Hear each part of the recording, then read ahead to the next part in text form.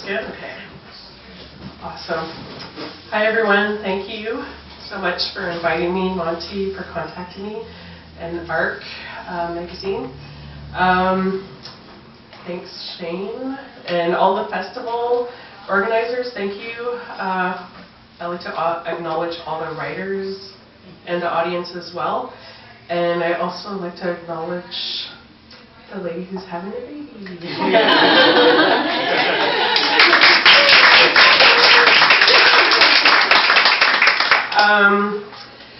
Okay.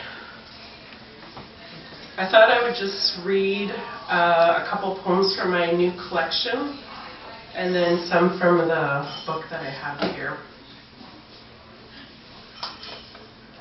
Going beyond being Indian.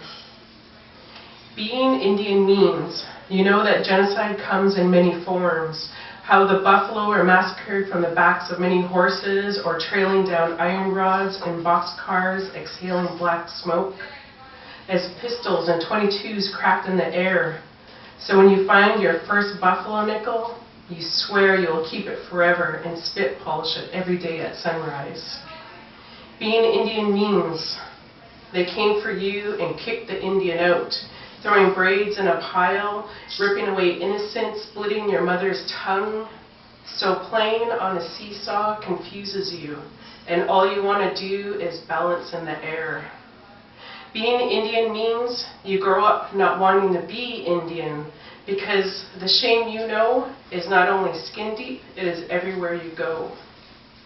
You grow up with an outsider's point of view that teaches you about your history, that being Indian is not desirable, it's savage, wild, and backwards. And you learn that speaking Indian and dancing those Indian dances were once outlawed and criminalized. So when you see another Indian, you nod in that shared knowing. Being the Indian in the classroom.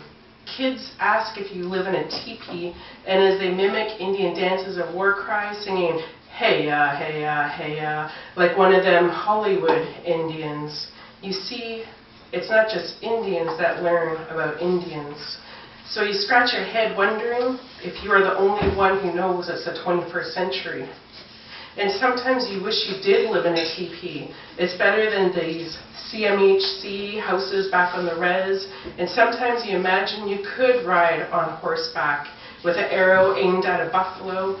Organic and indigenous are far from obscene. And sometimes you grow your hair long just so you can braid it. And sometimes you pick berries, squish raspberries into your mouth, and let it drip down your arm just so you can lick it and taste something real and true for once. And sometimes you remember stories of Nanabush, paddling his Jimon bark canoe along the Minoman wild rice shores, singing melodies long forgotten. Minwa noting the king, and the wind blows across the land, past the maple strongholds, over the blueberry bushes on the shield, so when it reaches you, the wind collects in your hair and whispers, Nanabush is here. And sometimes you dream of speaking in Anishinaabe-Moan with all those who walk the Milky Way, dancing on smoke trails to ancient drums. Because after all this time, they were right. They were always right. That language will bring it all back. Vera Wabegijig Nadijnikas, Makwadodem, Gashi Minwa Jabigure, Bamadzuin, Nin Anishinaabe Kwe, Wakwamikong Minwa Mississauga Nadunjaba, Nidikid Anishinaabe-Moan. I say language is my power. In these syllables rolling off my tongue are the same words, one in the same, that my ancestors said before. And so, I'm going to walk with a straight back, smudged with buffalo sage, and pray for visions, where my people will gather with our languages, wrapped around us, just how the atmosphere wraps around the earth. So you see, this vision includes you too. Because when I'm planning my path by looking back, so should you.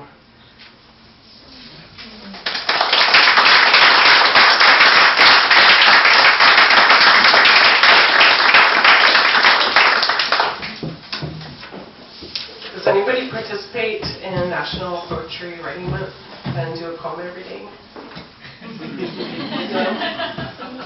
Sometimes? Yeah. Okay. I do. I really like it. It's such a great challenge, and so sometimes I come up with a gem and sometimes I don't. Okay. So I'm going to read you a couple poems that I wrote for that too. Lines. My lifeline is fractured, split as other paths were chosen, crisscrossing lines deep into my palms, while lighter ones are still deciding if they will stay forever. Dreaming of her fingertip tracing its birth, these lines are from struggling, holding tight fists, always ready to fight because being brown is no easy feat. Always weighing options by listening to instinct. Who speaks truth beyond words? So when I unfold my fist like a flower, opening to the beams of light, with my palms up to the sun, inspecting each line, recognizing lines of my revolution, evolution. Yeah, that's nice. So sometimes you reach for stuff when you're trying to write a poem every day. So I take OC Transpo, and this is about one of those times. Maybe you'll recognize yourself in here. Maybe it was you that I was sitting beside. I don't know. Transit stories. On the bus, and again, it's packed. Bus riders holding coffee cups or carrying some sort of bag are bottlenecked at the front, while the back remains empty. Each body so close you can smell coffee on the breath, I suppose, or the plaque buildup from a mouth breather who stands behind you. I protest, imagining a full-out campaign. Morning breath must be declared an act of chemical warfare. Times like this, I wish I had a mask. The kind you see the RCMP wear to a blockade. Or the kind that Walter uses to cook meth on Breaking Bad. It's quiet. No one is talking. Most are reading the free newspapers that will most likely be discarded, scattered on the floors or stuffed between seats before this morning rush is over. It's awkward sitting on the side seats as someone stands in front of you holding onto the pole. Whose role is it supposed to be supportive? Not the person sitting right there. Their crotch rubs against someone's knee once. I'm sure it's an accident. And then a second time as the bus lurches. I close my eyes, pretend I'm catching some much needed sleep, pretend I'm meditating. As we near the downtown core, bus riders shuffle to the exits. It's all business as usual. All the seats are cleared up everywhere, but not the one next to me. There's a person still sitting. There's only me and them, and yet they continue to sit next to me. They don't move. I'm not sure why they don't get up and make themselves more comfortable in the seat in front or in the back or anywhere else except beside me. There's so many seats to choose from. Maybe they think it would be rude if they sit somewhere else besides next to me. Maybe they think they'll hurt my feelings, like we've become best friends during our transit to work. We're afraid to let go of each other, buddies till the bitter end. I won't leave you if you don't leave me. It's like we're in elementary school again. I want to whisper my darkest secrets to them at this time. I make up a history of our long life, his friendship. How we met at the school ground and we fought all the bullies in the yard. How we went to the same university, graduating in the same year. How our kids hang out, celebrating each birthday together since birth. How we go on vacations. Our cottages are side by side on the same lake in a nice northern Quebec village. Until the animated voice announces the next stop. It's my time to depart. And all of a sudden, I'm having a sense of loss. Will I ever see this person again? Maybe I should hug them or something. And it's just weird because we are the only ones left on the bus. I get up from the seat smiling, but it's all awkward, nodding my head and saying, I'm going to miss you. I shrugged my shoulders at him. Take care of yourself.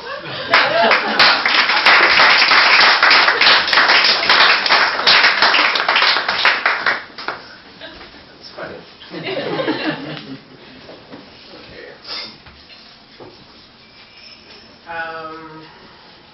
I'm going to read a poem that I wrote about the Queen as well for Natalie. You might remember the Queen came to visit. I lived in Vancouver for a while, so she came to visit and they honored her by coming to GM Place to take part in the hockey game. Hockey night in Canada. Last night, the Queen dropped the puck at the GM Place, where the right price gets you a nosebleed seat while you scrounge for a parking space along the border of the downtown east side. Last night, the Queen dropped the puck at the center ice, taking pointers from her escorts, hockey coaches, captains, goalies, and even me who favors no team. Last night, the Queen dropped the puck right in front of beer-guzzling, peanut-popping, popcorn-chucking, pot-bellied, and war-painted faces. As the Queen dropped the puck, dragon chasers nod under a star-crested night in Andy Livingston Park. A tribe treks back to the Georgia Viaduct, cut out cardboard condos. A brother is holed up in a corner, trying to real hard not to think about his next fix. And the Queen drops the puck.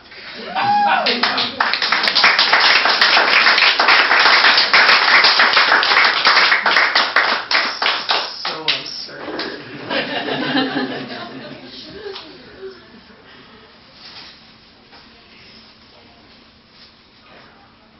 This poem is for you.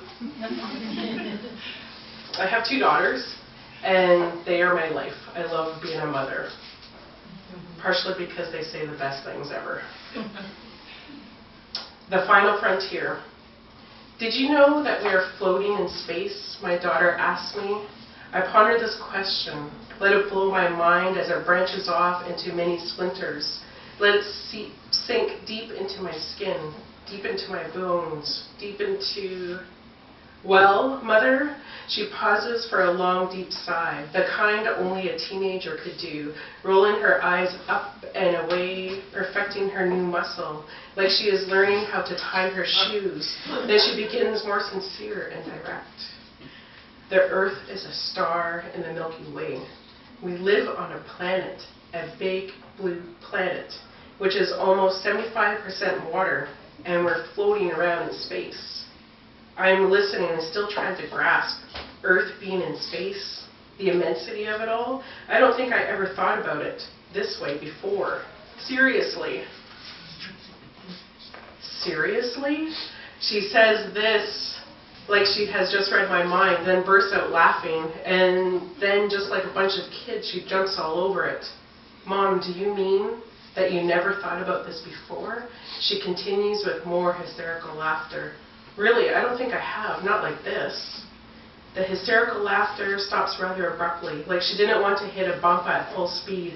She stops momentarily, gathering all her wits, all the angles she can come from. A mathematician, yes, she is calculating. Before she has a chance to open her mouth, I say, that is so cool, man, when you really think about it that way, because, you know, I never thought about the Earth being a planet and, like, we're floating around in space. And space, man, is, like, so big. Like, that just blows my freaking mind, man. My daughter walks away laughing. I call out to her, floating around in space, eh? So does that mean we're aliens?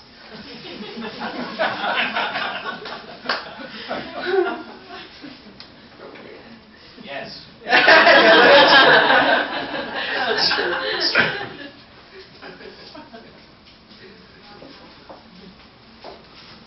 Yeah, you can think about that for a while. I never really thought about it before. I know, I never really did. We're aliens? Are we the good kind? Coyotes in the city. Coyote sits alone in a coffee shop. at the corner of Broadway and Commercial, scrutinizing a leather-bound notebook. These days, he's fond of writing prose and the naughty limerick. Coyote writes about brothers and sisters who walk down a long dirt road and never look back. Coyote writes about mothers and fathers who go to the Indian bar for drinks, staying way past last call. Coyote writes about boys and girls who learn to dress and cook for themselves and forge their parents' signatures. Coyote writes about grandmas and grandpas who were taught to write the white man's way and to speak with no words at all. Coyote writes about reservation dogs who run down city alleys and chase shadows until their paws bleed. Coyote writes about warriors with broken dreams and stolen hearts who blockade and have standoffs where fires burn with no smoke at all. Coyote writes, rewrites, and writes again. He wants to be deep and pensive. He writes until he gets a cramp in his hand and he can't write anymore. Coyote prays to Nanabush that she can sing the old songs on a deer hide hand drum in the kitchen, in front of a stove, in the living room near a window, in the backyard around a small fire. Coyote prays to Nanabush that she can dance the old ways back through sage smoke trails to the stars that shift up above. Coyote prays to Nanabush that she can tell new stories with new beginnings, where we don't fall from the sky or crawl out of the earth.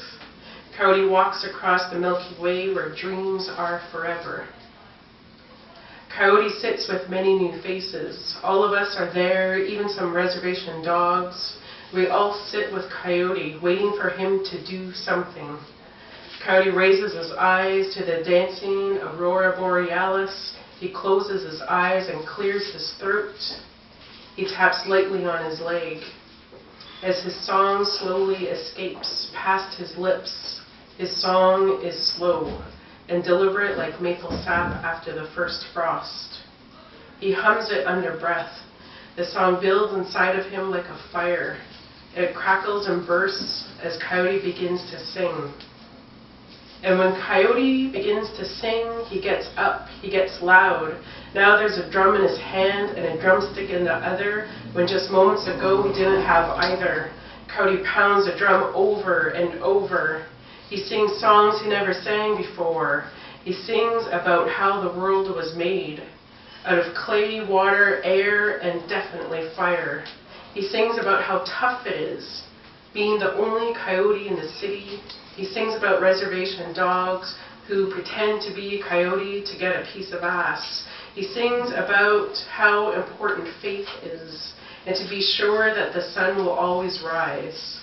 He sings about this and about that until he doesn't know what else to sing about, so he just goes on and on.